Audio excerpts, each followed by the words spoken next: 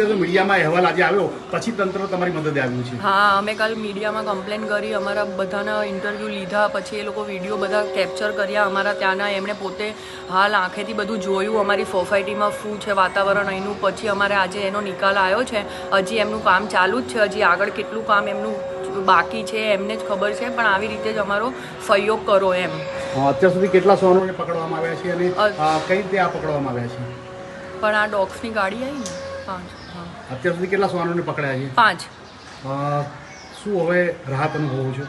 હવે હમણાં તો એવું લાગે છે સોસાયટીમાં એક પણ ડોગ છે નહીં, પણ હમણાં થોડી વારમાં હજી એ લોકો એમનું રિઝલ્ટ લાવશે ફાઇનલ. હજી તો કામ ચાલુ જ છે એમનું. કેટલા રજડતા કૂતરા અહીં જોવા મળે છે? અહીં તો 12 થી 13 કૂતરાઓ હતા, પણ હમણાં સાવ ખાલી લાગે છે સોસાયટી. 6 પકડી ચૂક્યા છે? હા, 6-7 જેવા.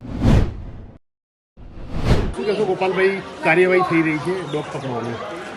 પહેલાં તો હું તમામ મીડિયા અધિકારી અને મીડિયા રિપોર્ટર અને મીડિયા કર્મચારીઓનો ખૂબ ખૂબ આભાર વ્યક્ત કરીશ કે તેમણે ઇન્ટરફેર કરી અને આ મેટરને ચગાવતા તાત્કાલિક અસરે શ્વાનોને પકડવા માટેની કાર્યવાહી કરવામાં આવી રહી છે. 2-4 શ્વાનને પકડ્યા પણ છે અને મીડિયાની સાથે સાથે કેટલાક અમારા લોકલ કોર્પોરેટરશ્રીઓએ પણ ધ્યાન આપી અને થોડો સહયોગ આપવાનો કરી અને એમને પણ સારો સહકાર આપવા પ્રયત્ન કરેલ છે.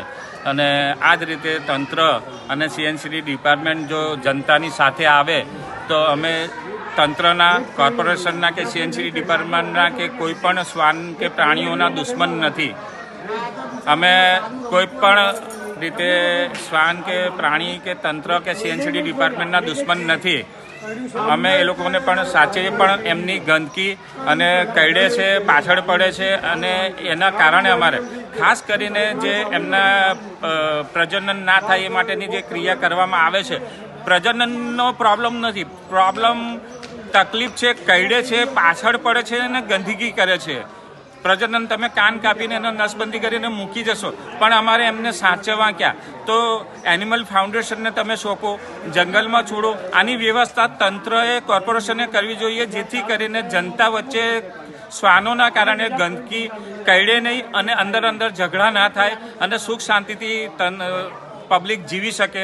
તો મારી આ ખાસ નમ્ર વિનંતી છે કે જ્યાં જ્યાં શ્વાન વધી ગયા હોય ત્યાં પકડી અને નસબંધી કરીને પાછા છોડવાની જગ્યાએ એમને એનિમલ ફાઉન્ડેશનને સોંપવામાં આવે અથવા કોઈ પણ એવી જગ્યા કોર્પોરેશન ઊભી કરે.